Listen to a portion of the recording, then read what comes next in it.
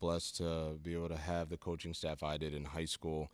It was a real easy transition into Iowa because my head coach, Jack Berger, was almost like identical to Coach Ferentz with being traditional, being well respected, and making sure that, the guys that he had graduate that played underneath him were respectful men. Like, weren't just good players, but made sure that they were good character and well-minded and good in the community.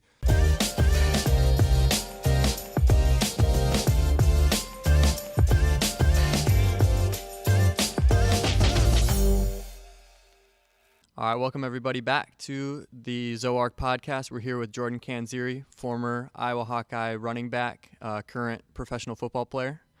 How's it going, Jordan? Doing good. How are you doing? Not too bad. Appreciate you coming on the show. Hey, thanks for having me. Yeah.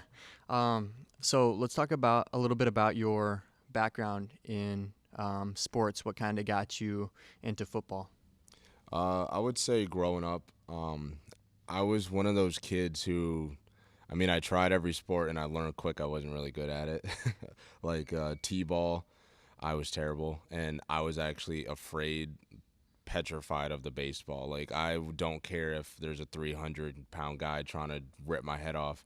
But if baseball was being thrown at me, like, I would just be like, I'm getting out the way. Basketball, could not shoot for my life. Got out of that quick. So when I just played football right away, I loved it. Like, was running around and would run every sideline back and forth and then score a touchdown and stuff. And I never even watched it, really. My father was he was a Vikings fan, and my cousin was a Packers fan. So just watching them go at it all the time, Sundays and Mondays and such.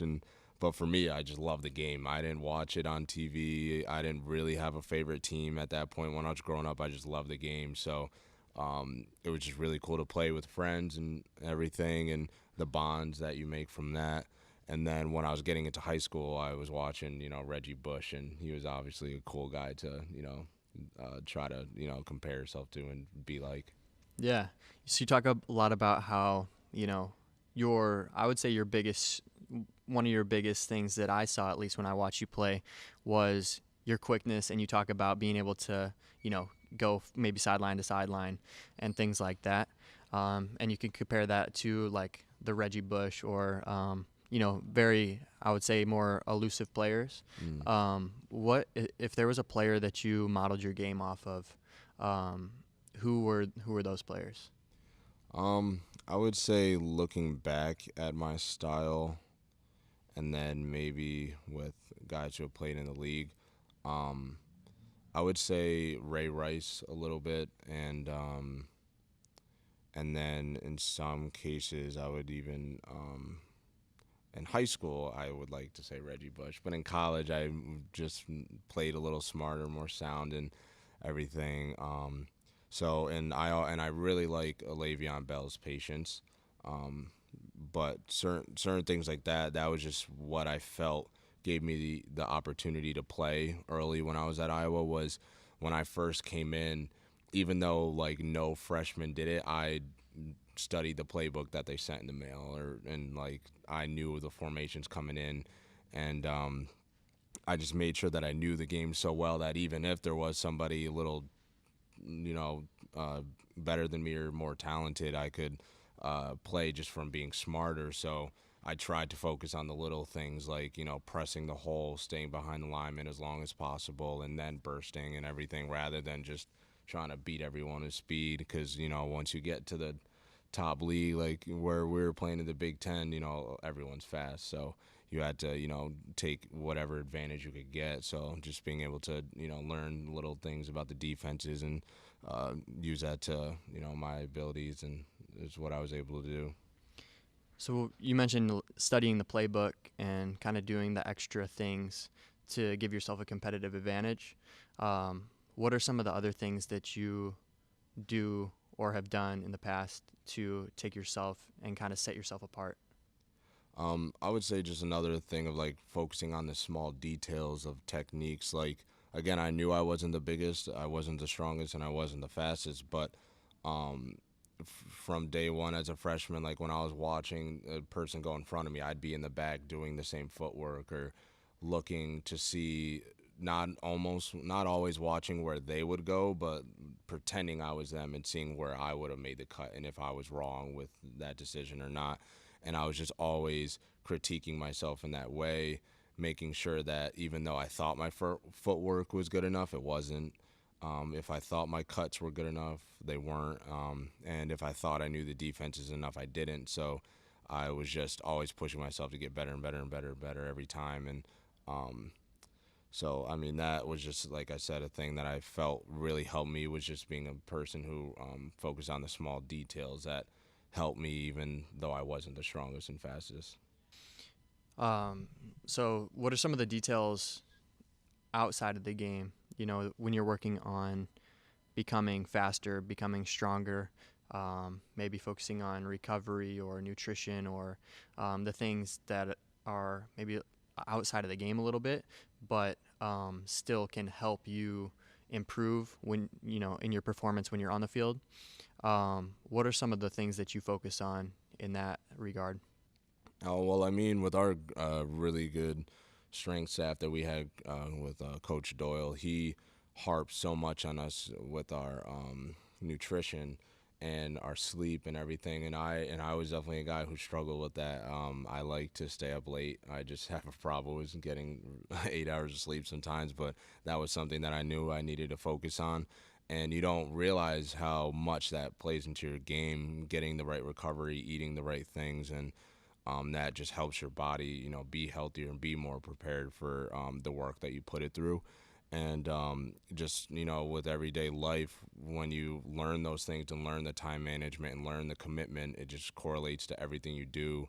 And that's just like what I like to do when I go to schools and talk to kids and go to different football teams and tell them, I'm like, hey, you thinking of the big things like, oh, I need to work out, I need to practice hard. It's like you need to think just as big of the little things of like nutrition and sleep and recovery just as much, because that can help you on your game a lot too. And especially me with having the injuries I had, the surgeries I had, learning the techniques of like getting good rehab and getting your body as well prepared as possible so you don't re-injure yourself. That was just another thing that was really glad I was able to learn and go through. What are some of the things that you do in addition to training to take care of yourself, whether it's massage or, doing things for, just taking care of your body in a sense? Yeah. I've gone and got professional massages. Even have done like yoga, the hot yoga. Those things are actually pretty fun to do and a lot more stressful than some people think.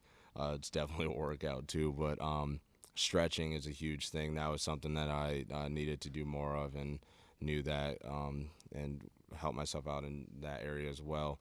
But I would say also just being smart when you're outside. When I was younger, I was a kid who loved like going on trampolines, doing flips, loved doing flips off of like walls and doing like crazy active things and running around doing this and that. But when you're a professional athlete, you have to, take care of it a little better. And so for me, just calming myself down, I'm still very energetic and active. So I need to tell myself that I need to turn things down a little bit sometimes. But I mean, just in all areas, like I said, eating, sleeping, what you do in your social life, everything, it just all revolves around, trying to be the best player you can be. Yeah, and doing all of those things, it all adds up, right? So, and it all kind of comes down to consistency. So if you're doing, like, if you do one minor thing wrong one day, it's not gonna make or break you. But if you're doing something wrong every day, whereas if you're doing the right thing, every single day, then it all adds up. And I think, did you guys read as a team the book, The Slight Edge? Yep. So, that's a big concept that they talk about is, you have your baseline, right? And if you do, one small thing wrong every single day, you can, end up here versus doing Yeah. one thing right every single day. Ending up here, it's all about the consistency and doing those things. What is a big takeaway that you took, from reading that book or from that kind of concept or principle? Yeah, definitely a lot of good principles and lessons in that book. I would say with that topic, it was just huge to just think about it because, again, it's just a little thing that you don't really put in a big picture and keep in perspective. But when you do something negative towards your body, or like you don't get enough sleep, you're not eating right, you're going down, but you might get back on track and eat well and sleep well or something to benefit your body for a day, then you go back up, but you've down from the 3 days of not eating good. So when you think about it in the bigger picture, you really start to see like, oh, okay, these days definitely do make a difference, even though they go by fast. And for me, this one concept of like thinking of the perfect you is we're all humans, we make mistakes, but when you think about what's this like perfect you, this perfect future you, every day that you do something positive, you're like pouring into it and crafting it, and it's like becoming what it's potentially supposed to be. But when I'm taking away from it and doing things that will hurt me in the future, this ideal great perfect future you is like slowly getting worse. And for me to just like think about that, like, oh, what am I doing to my future self, what am I not, what am I helping my future self, what am I going to look like, sort of thing like that. You don't even really think about the daily little mistakes or failures or thing to do, but again, just learning from the mistakes and failures, and um, not having the pressure of trying to be a perfect you, because nobody's perfect, but just reminding yourself like, hey, every little thing matters, and positively and negatively. So just to stay on that and keep that in mind definitely can help you. Right. Yeah. I mean, like you said, there's no perfect person. Perfection does not exist, but you can take your vision of what your ideal situation that you want to be in, the ideal you, how you, like, say from 5 years from now, what you want to be doing, and then you can go every day and break it down into even every single thing that you do throughout your life. I mean, most people aren't going to like overanalyze everything that they do, but a good kind of thing that I think a lot of high performers do is no matter what they do, they always ask themselves a question, and that question is this benefiting me, or is this taking me closer to that Mm-hmm. ideal person, or is this taking me away from it, just like you said, Yeah. that's a very good principle to go by, and I think that that's very good advice. um, Growing up, have there been people, whether it's mentors or individuals who have given you great advice, or people who have been very influential on your growth as a person and as an athlete? Yeah, I would just say I was blessed to be able to have the coaching staff I did in high school. It was a real easy transition into Iowa because my head coach, Jack Berger, was almost like identical to Coach Ferentz, with being traditional, being well respected, and making sure that the guys that he had graduate that played underneath him were respectful men, like weren't just good players, but made sure that they were good character and well minded and good in the community. And then I was just taught a really good work ethic over there. And our one coach, Coach Burns, who guided us in our strength and conditioning, he was the guy making us wake up at 4:30 a.m. to work out and everything. And Coach Doyle, he's one of the best in the country. He puts us in the right mindset and puts our bodies to the test and gets us as best prepared as we could. But for character, I would say big people were just my mother, my father, my mom. She's very strong spiritually, and all my injuries, I would go through the ups and downs. She'd always be there and guiding me and giving me like little scriptures and Bible verses, always reminding me to pray. And my father, he's religious too, but with him, it was more just showing the work that he does for the family, and just the type of guy who would go through anything for his family, do anything for him. Just to see his work ethic was very inspirational. And then for me, I'm a guy, I love listening to like motivational speakers. Les Brown, he's one of my favorites. Um, and even Will Smith, guys who, you see them who are successful, and so obviously they know what they're talking about, but they just have the words that you like need to hear, and I love listening to it and everything, and that also inspires me to want to go down that path as well and become a motivational speaker and talk to kids and go to schools and such. So, I mean, that's one thing, you want to be able to pass things down and trickle things down and help others as much as you've had help in your own life. So definitely have been blessed to have the role models I've had. Yeah, that's really cool that you've had, the opportunity to learn from such great role models and things like that. And you're, wanting to pursue motivational speaking or, helping the youth and things like that. That's also, very inspirational. And you mentioned Will Smith as being as an inspirational figure. And, I follow Les Brown as well. But I think, really Will Smith, man, he's the stuff that he says, I'm just like, I just vibe with it, One of the favorite ones that I always bring up, and I'll talk to a lot of people about this one in particular, kind of saying that he has, and it goes back to kind of like the slight edge principle with building. You heard the story about when like his dad made him build a wall for like a store or something like that. Like they had to build a wall. I'm not sure. And he related it to just kind of like made a metaphor for him actually building a wall. And it's like the way that he put it is, you don't go out to you don't set out to go build this huge amazing wall like right now. Like I'm just going to go build this huge bad wall, crazy wall. It's I'm going to go lay a brick, as perfectly as a brick can be laid. And then every single day, I'm going to lay another perfect brick and another perfect brick. And soon you have, a great, big, amazing wall. Is there a principle like that you have taken from, whether it's, Les Brown or from Will Smith or anyone else, a certain one that just really kind of like sticks in your head that you really like to follow? One of my favorites from Les Brown was just when he was telling the story of when he was talking to one of his mentors growing up, and he was seen as he was taking like classes like for he wasn't as good at school. He needed extra help and didn't believe he was smart enough, and people told him that he wasn't smart and everything. And he had a mentor who was like, I don't care what anybody says, and you shouldn't care what anyone says. It's what you think yourself and what you want to be.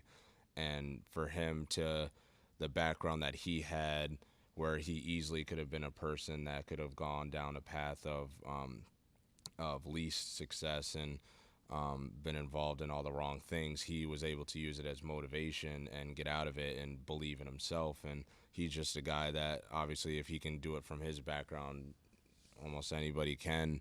And that's just the hardest thing, is having people, believe in themselves. And one of my favorite quotes that I've heard in other places, but from one of my good friends, Ron, that I met through Iowa. He came and spoke with us, spoke to the team and everything. He was in prison, and now he goes around and talks to different prisons and and juvenile centers, talking to kids and trying to get people to turn their lives around.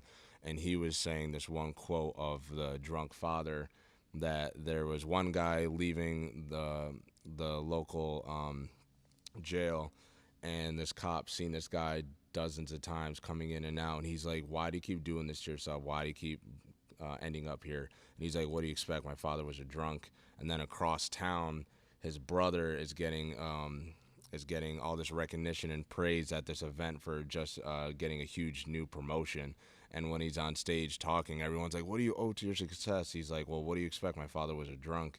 So in the same scenario, same circumstance, one person used it as a way to get out and never want to be in those shoes at all, and one person just accepted that defeat.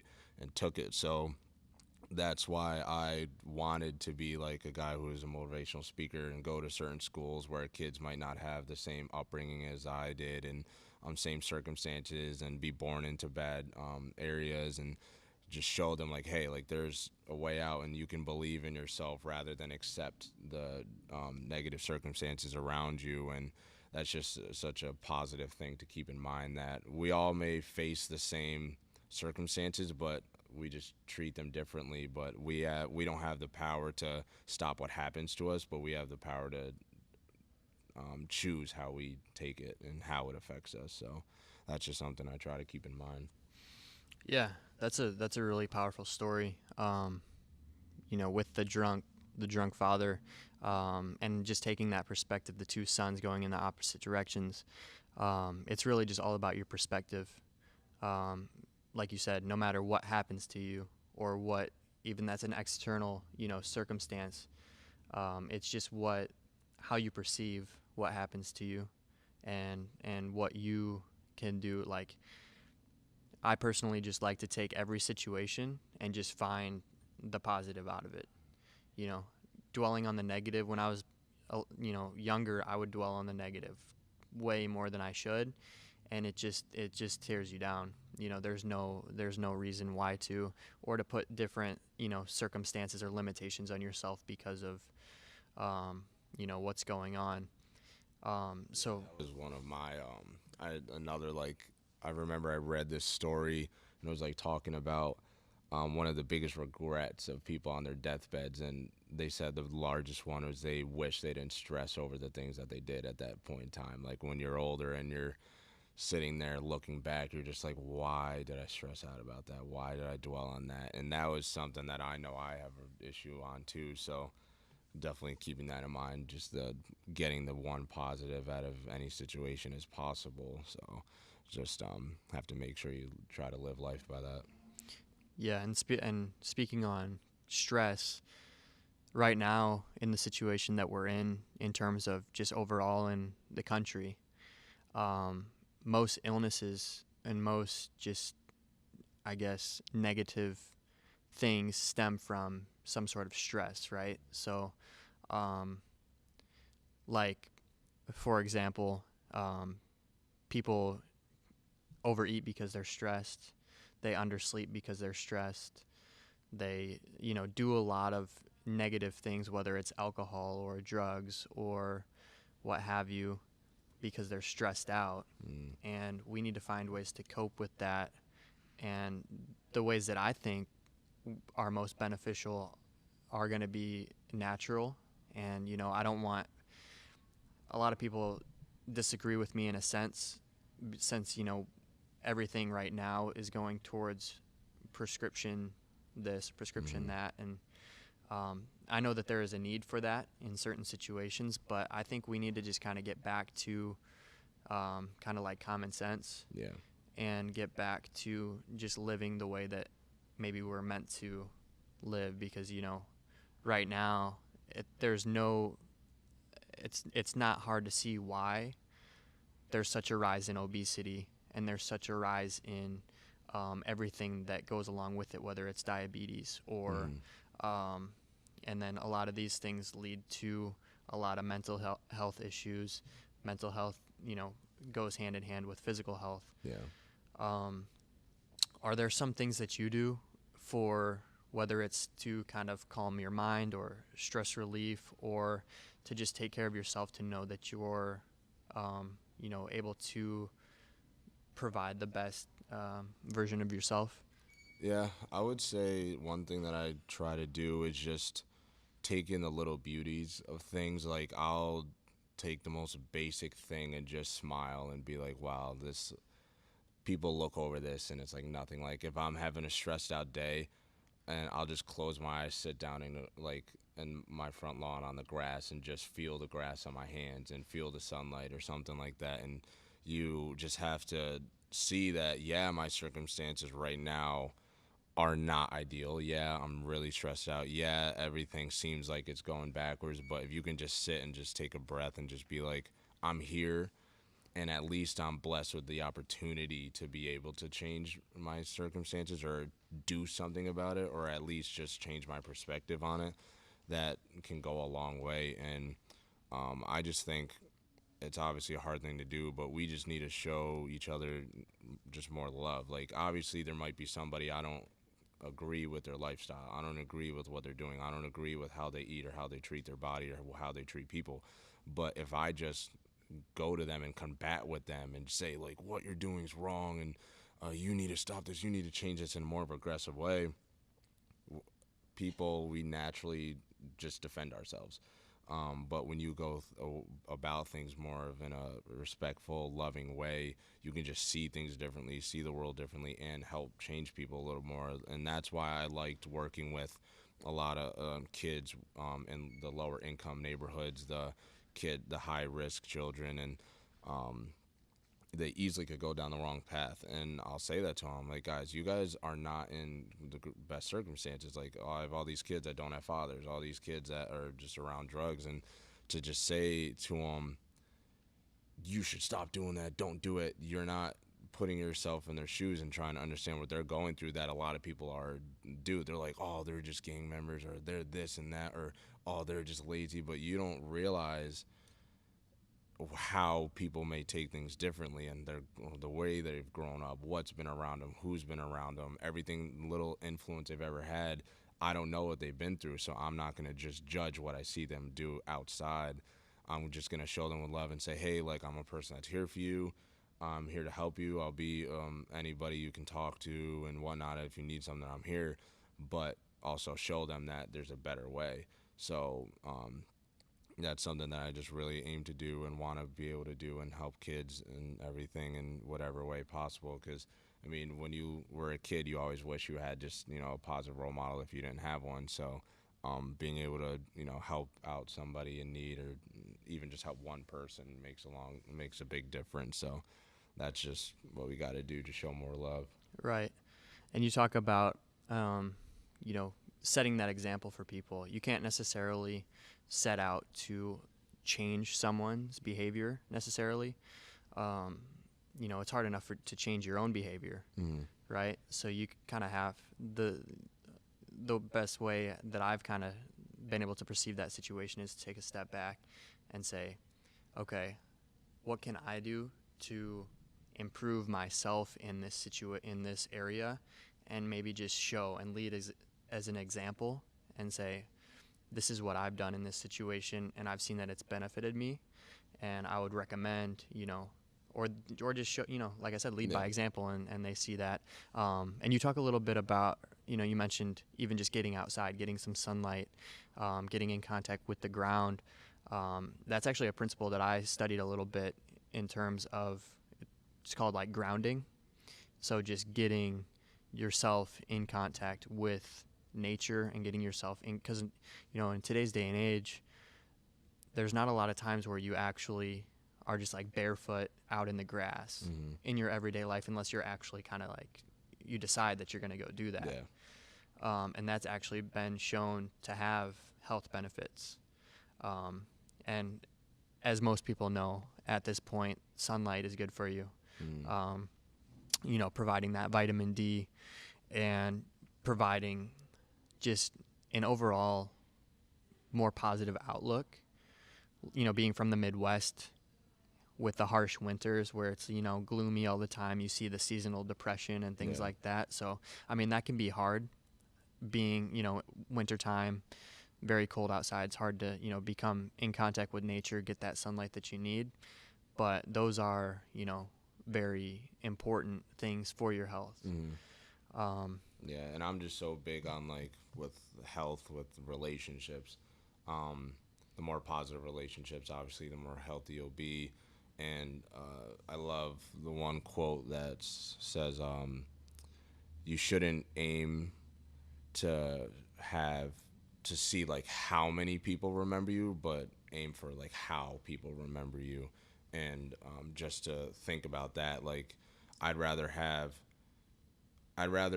be a person that has, like, 15 good friends, and they know that, like, I'm a guy that will do anything for them. I'm there for them if they need something. They can talk to me, or I'll do whatever I can to help them out. than be a guy who's famous and have 100,000 people who just know my name. So that's something that I try to do, aim to be. I know I've definitely, haven't done my best at some points and I've hurt people, but I mean, that's just how life can be. You get hurt, and sadly, you might hurt somebody's feelings. And as wrong as it is, if you do, now it's just up to you to help as many people and make as many people happy as you can. And just making a small difference in a person's life can go a long way. And that's why I love that at football, at Iowa, we were huge on going to the children's hospital, the things that they're going through, fighting through. But just to, walk in there, talk to them, give them a smile just for that day. I mean, that you don't know what that does for that kid. So just little things like that definitely goes a long way. Yeah. What are some things that you've done? You mentioned going to the hospital and things like that. What are some other community things that you like to do? Done like after school programs, and um, going to like different football camps, talking to kids, or even just schools and doing like outdoor activities with kids. And just being able to like sit one on one with kids and talk to them, and just gain relationships that way. Like for my kids that I was tutoring, it was just so awesome for me. I didn't think I was able to, but I was actually able to see my guys graduate. And just I've never had that experience before. And after I would talk to some of the teachers, be like, now I know why you guys do this, just to like work with these kids and see them struggle in some points, but then push through and finish school strong and be able to walk across the stage and stuff like that. I mean, it's just so cool to see those things. And because again, you don't know what makes a big difference. There were obviously times that I could have been super stressed out, and it was like a part-time thing, so I didn't have to go every day. I just wasn't even about the money. But even the days that I was just like dead tired, stressed, things were going wrong, I'm just like, shake it off, because you have kids that, they haven't lived as full as you have yet, and you can, help them, stay, again, like I said, on like a positive, righteous path. So just being able to, even if it doesn't, if you worked with 15 kids and you only were able to reach one, that still is huge. So just, yeah, being able to do any active things with kids, talking with kids, and even if they just sit there and ask you dumb questions for 20 minutes, like what your favorite color is. I mean, it's still just being fun and interact with them, and can go a long way, like I said. Yeah, that reminds me a little bit about kind of your brand that you started called Where Your Why, and it brings you back to like why you do what you do. What is your why?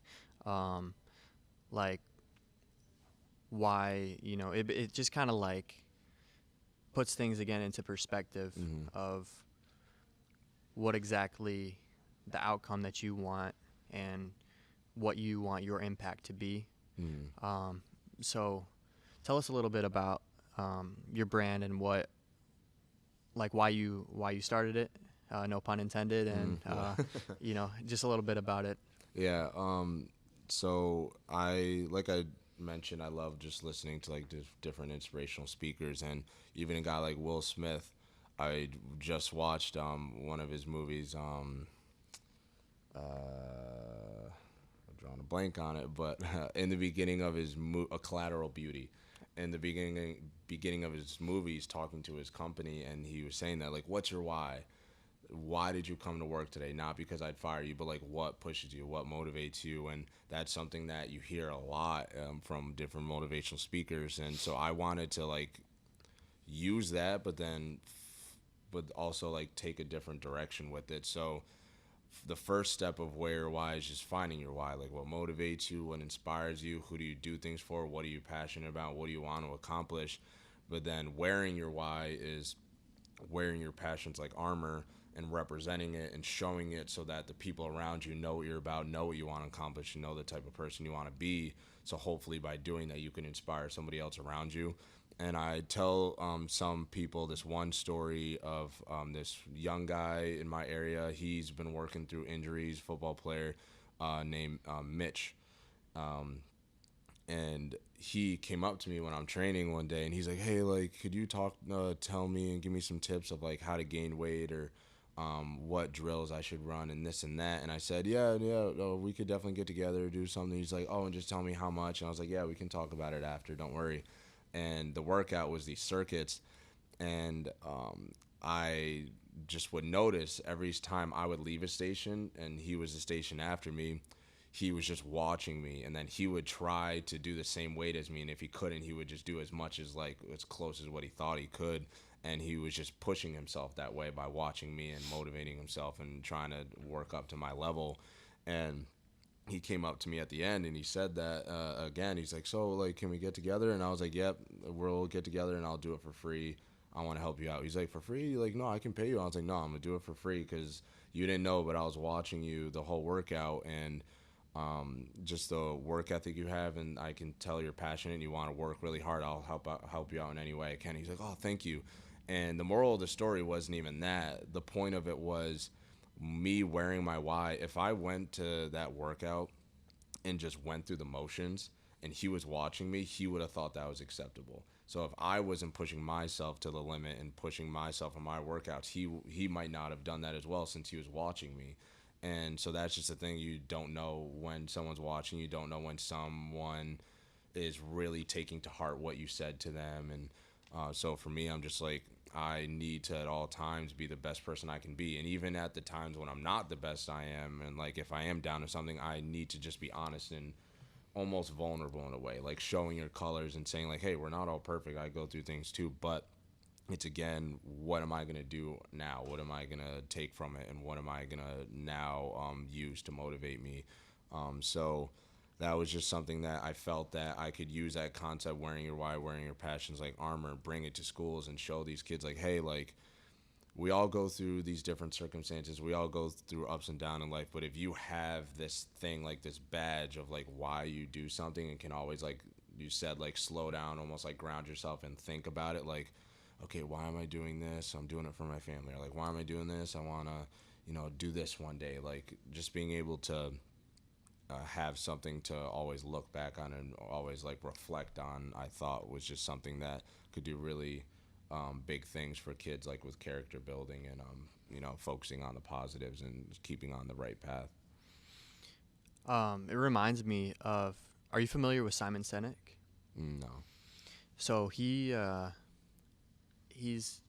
an author and a speaker, and he does a variety of things. But it reminded me. So he has a book called "It Starts with Why," and that just reminded me like this is something that you might be interested in. And then he also wrote a book called "Leaders Eat Last," and I think that those both tie in to what you're just talking about, where in terms of like being a leader and helping someone, and seeing someone who's in need and deciding like you did for that individual who was seeking out your service to provide to them your assistance to be able to, and you offered to do that free of charge, and it just shows like what type of a leader that you are, and what characteristics that you want, I guess, to how you want your legacy to be seen in a sense.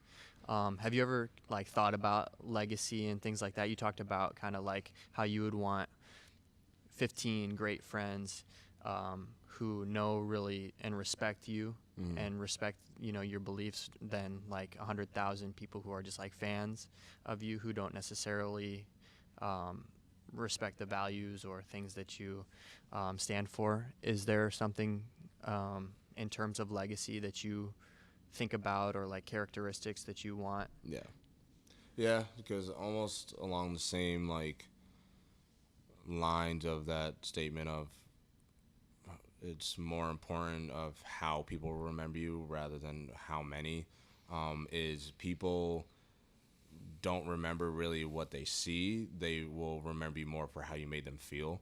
And so for me, that's, again, just something like I love making people laugh. I love making people smile and stuff. So if I can do it for them, it helps me and makes, even helps me in my times. And there was a family that I got close to from the Children's Hospital. Her name was Anna, and sadly, when I went to visit her, I went to see her son, Jackson, who a couple days later passed away at 12 years old from leukemia. But seeing her strength in that time and seeing what she did for her family and kept everyone together through love, and what she did after he passed to like help people as many as she could, it helped me out when she asked if I could come meet with them and go on the stage of the Children's Dance Marathon with them and go to these events with them. And even though I was helping her, she said in a way of coping that I was wearing a wristband for him every game, every practice, and never took it off, and I still have it on. She said that that was like helping her cope, but she didn't really know, like, in my times of stress, like having a person like her it was motivating to me too. So it's just, again, just the positive relationships you make, and you never know. Like a guy from New York having now a second family in Iowa, and I'm still super close to him.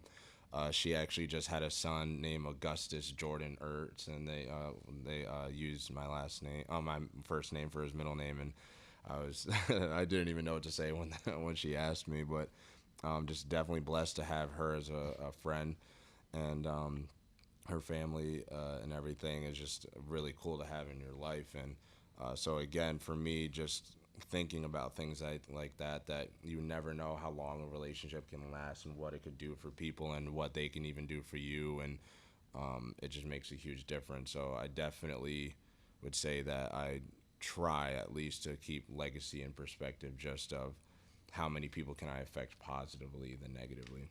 Yeah, that's a really powerful story, and just how that overall, impacted your life and their life as well. And it kind of reminded me when you were talking, it reminded me of, like that Maya Angelou quote. She says, people will forget what you said and people will forget what you did, but people will never forget how you made them feel. Mm-hmm. You know, that's a really good quote. And I think, listening to you just talk about that reminded me of how much I really like that quote, because it just kind of speaks on what is really important, I guess, and just realizing how to best utilize and to best just, I guess, live your life in a sense. Mm-hmm. So, is there anything? So, you mentioned that you're starting on like a workbook for in addition to the Wear Your Why brand. What's that going to entail? So with the workbook, it will be able to let me go to schools and be a part of like the character education programs. So the workbook will be just like an active guide that the teachers can actually use with their students, of just like character building, learning like different life lessons and different things that can just help them with either school when they're older, with work, and just like almost like the book that we had with Slight Edge, like all these different things that you can now bring out into the world and be able to use. And then hopefully if the schools buy into it and they like the workbook, I would be able to come in at certain points of the year at one time during the year and talk to the schools as well and give a speech. And that's just, again, something that I want to be able to do. And if I make books and it only affects 1 out of 100 kids, at least it changed one life. And if I can do that, then it would just be a really great opportunity for me. So I'm excited for that. Hopefully we'll have one done and finished and published within 2 years. So definitely excited for that. Yeah, that'll be cool. I'm looking forward to seeing how that, all works out, and how you're able to, work with just kind of creating something bigger than yourself in a sense.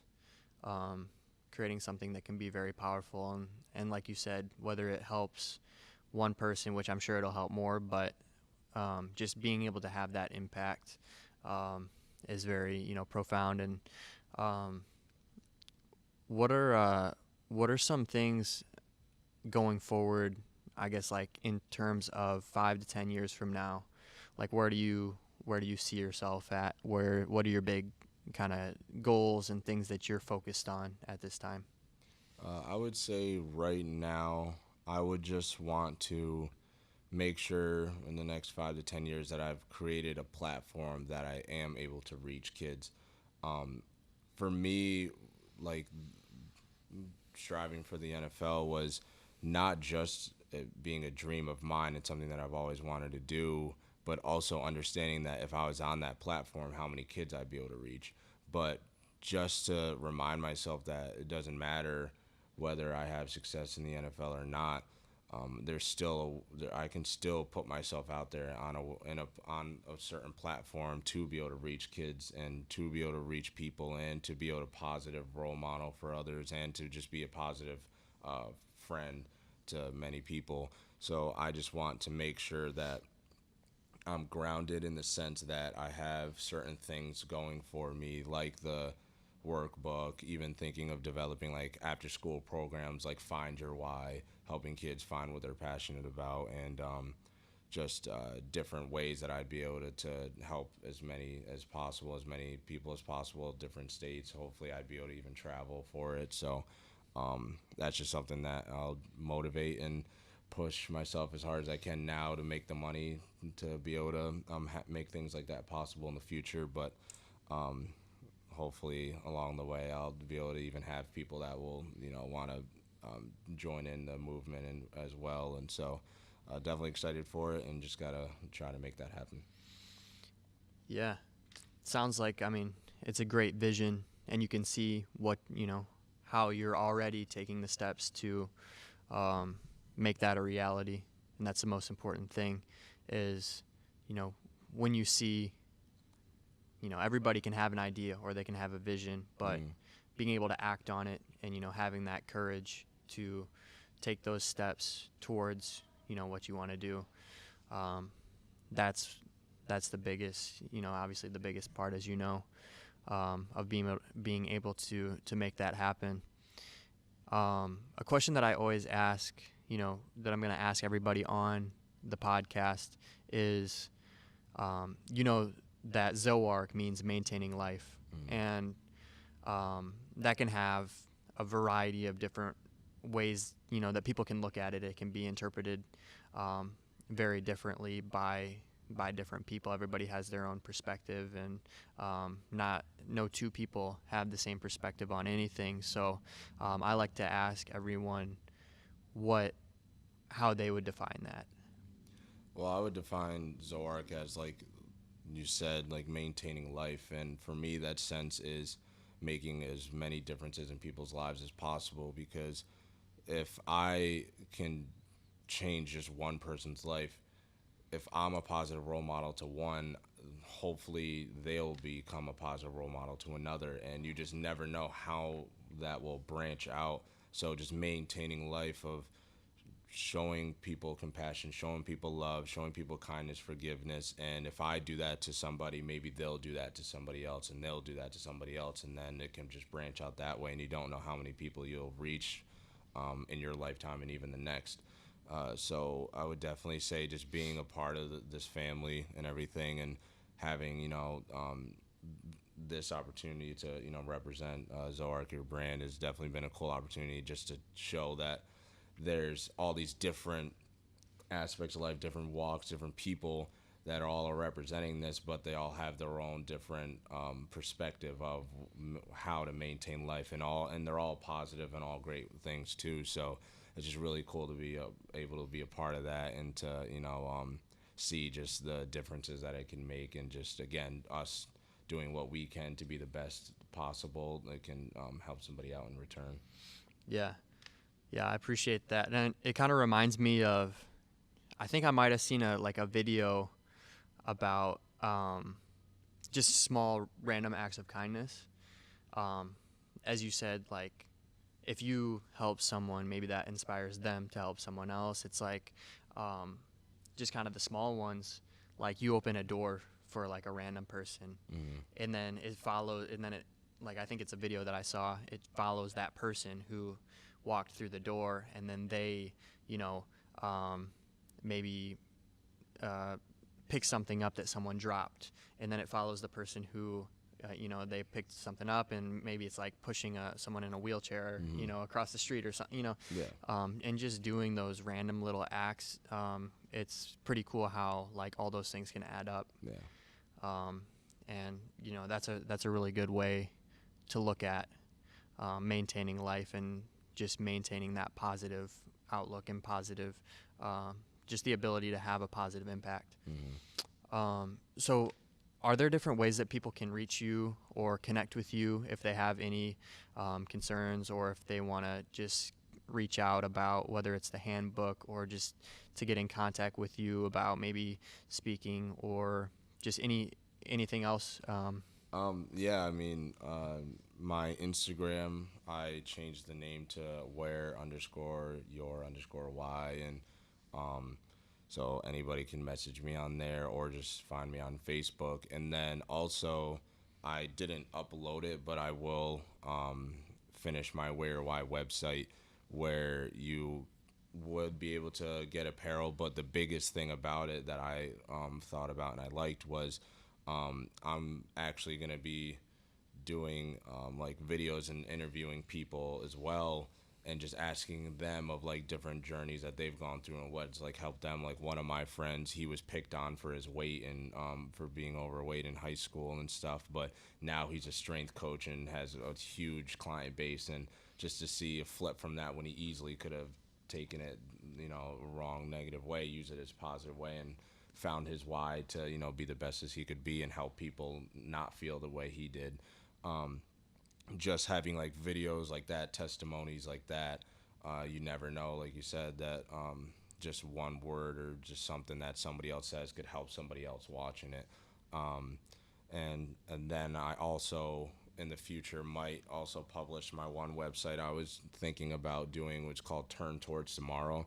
And that was more of like a serious thing with my psychology background, with like people who are struggling with like depression, anxiety, and just any little thing, that they'll actually be able to like have chat rooms that they could talk to just random people also going going through the same things. And then let's say like me and you are random people connecting, and we want to actually like see who each other are in real life. You can submit an application, both give consent and give like actual information. Just a way to connect people and have, again, just uplifting videos and quotes and stuff, just because there's obviously a rise in that, which is sad to see too, with like depression and such. So again, just trying to make any difference can be huge. So hopefully if those things happen in the future, I'll be excited for them and I'll work to make them that way. But yeah, if anybody ever needed to ask me even just the smallest thing or just wanted to talk, I'm always a person that's here to listen. Yeah.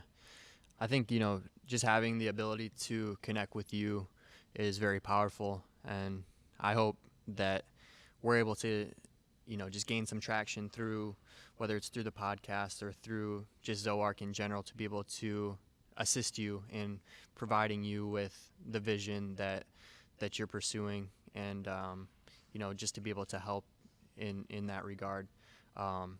So yeah, I just wanted to kind of just acknowledge you, for just your kind of selfless approach to trying to help people and improve things, whether it's improving one person or improving, 20. I think that's something that we kind of need more of, Mm-hmm. Well, no, yeah. So thanks for, again, just having me and everything that you've been doing with Zoarc as well. And definitely goes a long way and makes a big difference too. So definitely appreciate you having me a part of the family. Yeah, man, I appreciate it. So, yeah, thanks for coming on the show. Yeah, thanks. All right, thanks everybody for tuning into today's episode of the Zoarc Podcast. I really appreciate it. If you enjoyed today's episode, please like, comment, share, and subscribe. We'll put all the information in the description to connect with Jordan, to reach out about where your why, and just additional things that you might have of interest. Don't hesitate to contact us. So thank you again. Appreciate it.